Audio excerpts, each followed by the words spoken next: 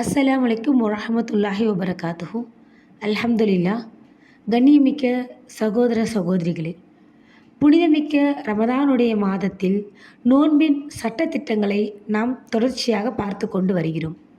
அந்த அடிப்படையில் இன்று நாம் காண இருப்பது நோன்பிற்கு பரிகாரம் இருக்கிறதா இல்லையா என்பதை பற்றித்தான்.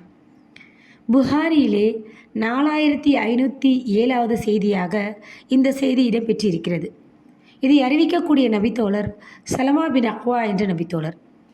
இவங்க என்ன சொல்கிறாங்க அப்படின்னா, ஆரம்ப கட்டத்தில் அல்லாஹு தாலா தன்னுடைய திருமறையில் 2வது அத்தியாயத்தில் 184வது வசனத்தில் என்ன கூறுகிறான் என்றால், உங்களில் விரும்பியவர் நோன்பை நோற்கட்டும். அப்படி இல்லைன்னு சொன்னால் ஒரு நோன்பிற்கு பகரமாக ஒரு ஏழைக்கு உணவளிக்க வேண்டும் என்பதுதான் ஆரம்பத்தில் அல்லாஹ் தஆலா நமக்கு கொடுத்த கட்டளை. இந்த கட்டளை என்பது பிறகு மாற்றி அமைக்கப்பட்டு அதற்கு அடுத்த வசனத்தில், அதாவது 2வது அத்தியாயத்தில் 185வது வசனத்தில் அல்லாஹ் தஆலா என்ன கூறுகிறான் என்றால், உங்களில் யார் இந்த மாதத்தை அடைகிறீர்களோ அவர்கள் நோன்பை வையுங்கள். முதல்ல அல்லாஹ் என்ன சொல்கிறான், உங்களில் விரும்பியவர் நோன்பை வையுங்க, அப்படி இல்லைன்னா ஒரு நோன்பிற்கு ஒரு ஏழைக்கு உணவு கொடுத்துருங்கன்னு பரிகாரம் சொல்லிட்டான். ஆனால் இந்த வசனத்தில் என்ன சொல்கிறான், உங்களில் யார் அந்த மாதத்தை அடைகிறீங்களோ அவங்க நோன்பு வையுங்க. நோயாளியாகவோ அல்லது பயணியாகவோ இருந்தால் வேறொரு நாட்களில் அதை கணக்கிட்டு கொள்ளுங்கள் அப்படின்னு சொல்லிட்டான். இப்போது இந்த செய்தியை நம்மளில் சிலர் எப்படி புரிந்து வச்சுருக்கோன்னு சொன்னால், பழைய சட்டத்தை தான் இன்னும் அமல்படுத்துகிறாங்க.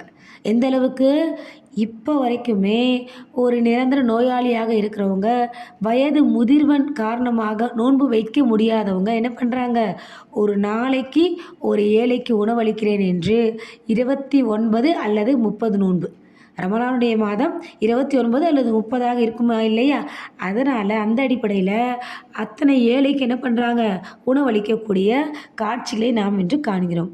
ஆனால் அல்லாஹ் தாலா நோன்பை நமக்கு கடமையாக்கும் பொழுது இஸ்லாமிய மார்க்கம் நமக்கு என்ன கற்றுக் கொடுக்கிறது, நோன்பு என்பது எல்லாராலையும் வைக்க இயலாது. உடல் ஆரோக்கியம் இருப்பவர்கள் மட்டும்தான் நோன்பை வைக்க முடியும். இப்போ நிரந்தர நோயாளியாக ஒருத்தவங்க இருக்கிறாங்க, அல்லது தள்ளாத வயதுடையவங்க இருக்கிறாங்க, வயதானவங்க இருக்கிறாங்கன்னு சொன்னால் அவங்களுக்கு அந்த நோன்பை பிடிப்பதற்கான சக்தியோ அல்லது ஆரோக்கியமோ இருக்காது. பின்பு எப்படி இவங்க நோன்பு வைக்க முடியாத காரணத்தினால பரிகாரமாக ஏழைக்கு உணவளிக்க முடியும்? இன்னும் தெளிவாக சொல்வதென்றால், நோன்பு நோற்க சக்தி இல்லாதவருக்கு எப்படி பரிகாரம் அமையும்? ஒரு பரிகாரம்னு சொன்னால் ஒரு அமலை நாம் செய்ய இருக்கிறோம், அப்படி நம்மளால் செய்ய முடியாத ஒரு சூழ்நிலையில் நாம் என்ன பண்ணுவோம், அதற்கு ஈடாக அல்லது அதற்கு பகரமாக நாம் இன்னொரு விஷயத்தை செய்வோம். ஆனால் நோன்பை பொறுத்த வரைக்கும் உடல் ஆரோக்கியம் இருந்தால் மட்டும்தானே நோன்பு கடமையாகும். உடல் ஆரோக்கியம் இல்லாதவருக்கு எப்படி நோன்பு கடமையாகும்? அது மட்டும் இல்லாமல் இப்னு உமர் ரலியல்லாஹு அறிவிக்கக்கூடிய ஒரு செய்தி புகாரியில் 4506வது செய்தியாக இருக்கிறது. அதில் என்ன சொல்கிறாங்கன்னா, ஒரு ஏழைக்கு உணவளிக்க வேண்டும் என்ற பரிகார சட்டம், இதை ஓதி காட்டிட்டு இது மாற்றப்பட்ட சட்டம் அப்படிங்கிறது தெரிவிக்கிறாங்க.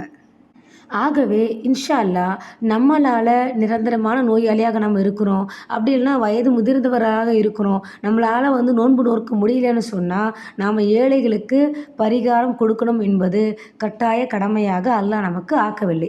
அல்லாஹ் அந்த சட்டத்தை என்ன பண்ணிட்டான், மாற்றி விட்டான். அல்லாஹ் அலம்.